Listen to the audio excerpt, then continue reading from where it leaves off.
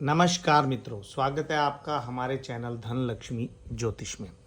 आज हम बात करने वाले हैं कुंडली में कर्ज के योग कब बनते हैं। कब हम यदि कहीं से कर्ज ले लेते हैं तो वो उतरने का नाम नहीं लेता। एक कर्ज उतरेगा तो दूसरा कर्ज फिर से चढ़ जाएगा।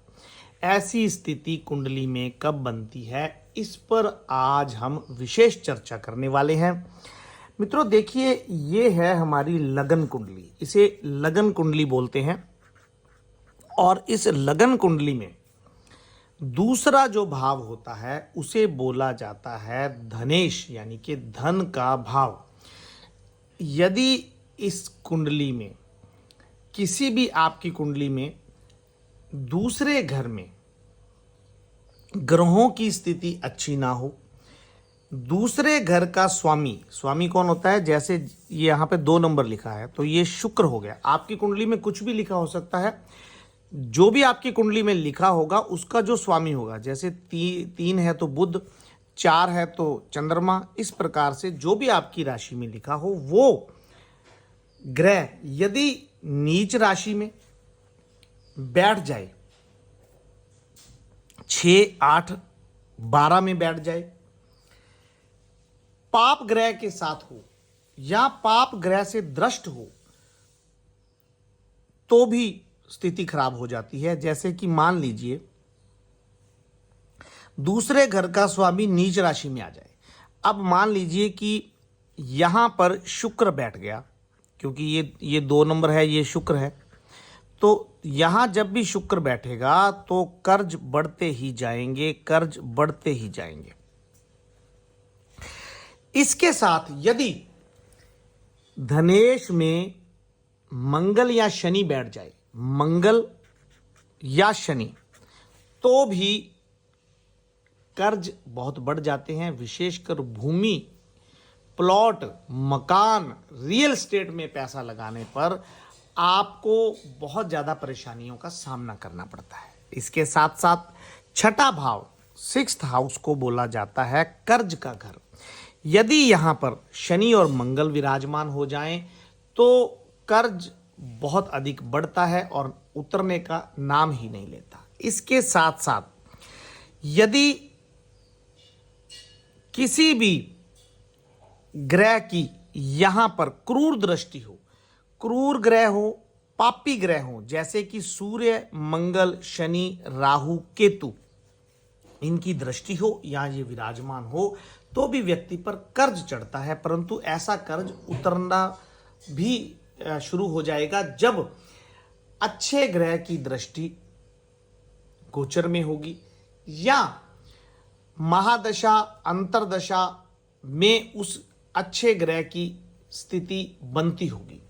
जैसे कि यदि गुरु कुंडली में अस्त हो, मित्रों गुरु यदि अस्त हो या नीच राशि में हो, गुरु नीच राशि में कब होता है मित्रों, 10 नंबर जहां लिखा हो और गुरु लिखा हो तो वो नीच राशि में हो जाता है। ऐसे में यदि गुरु अष्टम में आ जाए, यदि गुरु 6th में आ जाए, अष्टम में आ जाए या 11th हाउस लाभ स्थान में भी आ जाए तो भी परेशानियां खड़ी करता है और कर्ज बढ़ता ही जाता है। इसके साथ साथ आपकी कुंडली में दूसरे घर का स्वामी नीच राशि में हो, 6, 8, 12 का इसके साथ संबंध हो जाए तो विशेष योग बनते हैं। गोचर कुंडली में भी व्यक्ति अचानक किसी से कर्ज ले लेता है, चाहे उसको आवश्यकता ना भी हो, उसे ऐसे सर्कमस्टेंसेस बन जाते हैं राहु की भ्रमत स्थिति के कारण कि वो ना चाहते हुए भी उसे कर्ज के ऑफर मिलने लगते हैं कि आप कर्ज ले लें, आप लोन ले लें। जैसे कि फोनों पर आजकल आते हैं, आप कर्ज उससे ले लेंगे और लेने के बाद मित्रों वो कर्ज आप पर बेफजूल आप वो पैसा खर्च कर देंगे। उसके बाद जब बैंक या फाइनेंस कंपनी आपसे पैसा मांगेगी तो आप कहीं और से पैसा ला करके उन्हें दे देंगे, तो उनका पैसा उतरेगा तो दूसरी बड़े जाल में फंस जाएंगे, यानी कि मछली जाल में फंसती ही जाती है।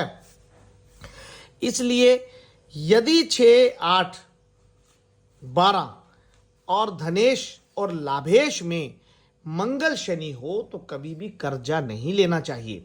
यदि किसी भी, देखिए ये मैंने बताया हुआ है कि सूर्य यदि अपनी नीच राशि यानी कि तुला में हो, चंद्र अपनी नीच राशि वृश्चिक में हो, मंगल यदि अपनी राशि में हो नीच में, गुरु अपनी नीच राशि में हो, शनि अपनी नीच राशि में हो, शुक्र अपनी नीच राशि में हो, राहु केतु के साथ पाप ग्रह हो, तो व्यक्ति कर्ज अधिक लेता है और उतार नहीं पाता है।